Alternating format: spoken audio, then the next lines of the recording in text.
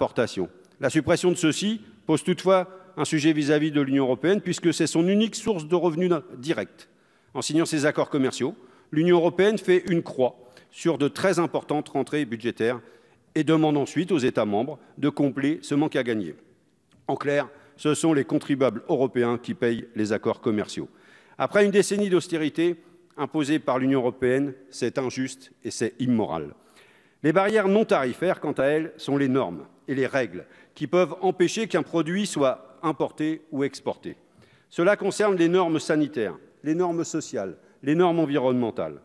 Pour travailler à la suppression de ces barrières-là, un forum de coopération en matière de règlement est créé à l'article 21.6 du CETA. Quelle est la légitimité démocratique d'une telle instance? Qui choisira les normes à supprimer ou à diminuer ou à renforcer? Tout ce qui a été ajouté ces derniers mois et ces dernières semaines pour nous faire peut-être avaler la pilule et ratifier le CETA, tout ce qui a été ajouté peut être détruit immédiatement par cette instance en matière de règlement. Dans les démocraties, ce sont des citoyens élus qui mènent cette tâche au sein des parlements. C'est donc visiblement ça, le nouveau monde, celui des technocrates tout-puissants.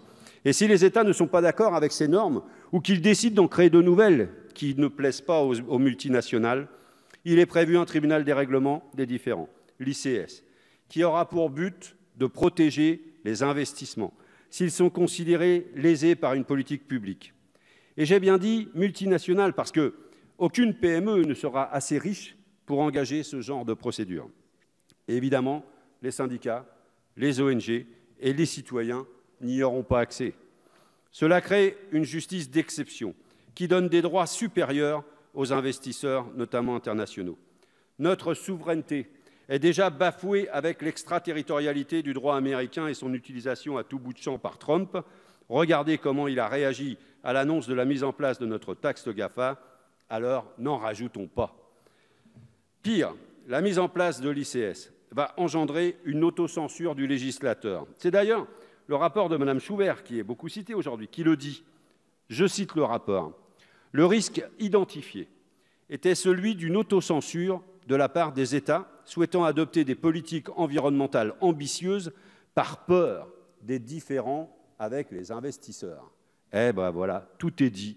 Et vous aurez dans cet hémicycle, lorsque vous voudrez parler environnement, biodiversité, vous aurez l'autocensure et on vous rappellera, attention, ça peut nous coûter très cher si on vote des lois ambitieuses. On assiste donc à une mise en place et une mise en ordre juridique des échanges commerciaux qui se fait sur le dos des nations. Cette mise en ordre nous dévoile une véritable guerre menée par les multinationales contre la démocratie et contre la souveraineté des États. Regardons les choses en face. À l'heure où la biodiversité s'effondre, où le climat se dérègle à vue d'œil, avec les températures qui augmentent, à l'heure où les pôles fondent, où la mer monte, où la nature se fragilise à cause de l'action du système capitaliste mondial, vous avez bien entendu, la priorité, c'est le CETA. C'est de protéger les investissements et les investisseurs. Qu'importe la nature, qu'importe la température, qu'importe le climat, qu'importe la biodiversité, la seule chose qui doit être préservée en ces temps troublés, ce sont les investissements. Et ce n'est pas le ridicule veto climatique, bon uniquement à vous donner bonne conscience, qui va changer quelque chose. Les recommandations du veto ne seront pas contraignantes et il sera inopérant du fait de l'obligation d'obtenir l'unanimité du comité mixte du CETA sur cette question. Et on voit mal les membres de l'une des parties se prononcer pour un veto bloquant un projet émanant de son État. Et ce n'est pas la seule chose de grave. Avec ce traité, celui que vous ne vouliez plus refaire, Monsieur le ministre, tous ceux qui suivront, avec le Japon, avec la Nouvelle-Zélande, l'Australie, avec le Mercosur, le Vietnam, Singapour et le Chili, ou encore le Mexique, nous allons droit dans le mur. Car l'on nous explique aujourd'hui que si l'agriculture européenne est menacée par l'importation de produits agricoles en Europe, du fait du CETA, il n'y a aucune inquiétude à avoir puisque les technocrates de Bruxelles travaillent activement à ouvrir des quotas à l'exportation dans le cadre des prochains accords de libre-échange. Pas de doute, la logique de la fuite en avant est bien en place. La fuite en avant porte aussi sur l'absence de soutien de l'Union européenne des agriculteurs français, comme s'il n'était pas important de les faire mourir.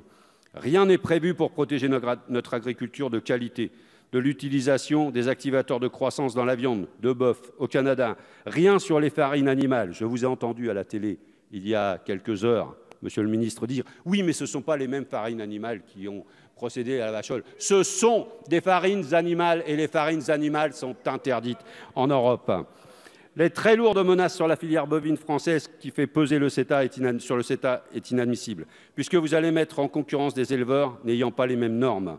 Rien non plus pour empêcher l'importation de pétrole de schiste, dont le Canada est l'un des premiers producteurs mondiaux. La protection de la santé des populations semble, au même titre que la protection de l'environnement ou que la démocratie, passer bien après la préservation des profits des multinationales. Les députés communistes n'ont pas de mots assez durs pour critiquer ce traité et le monde que vous nous imposez. Quel avenir proposons-nous à nos enfants? Réfléchissez bien à tout cela avant de voter. Enfin, rappelons ici que l'Union européenne a décidé de limiter au maximum le passage de ces textes dans les parlements nationaux de peur que la démocratie ne bloque certains de ces projets. C'est donc sûrement la dernière fois que notre Parlement se prononcera sur le volet commercial d'un accord comme celui-ci, même si vous demandez le contraire, Madame la Présidente. À moins que nous remettions en cause le fait que la politique commerciale des États membres soit déléguée à l'Union européenne.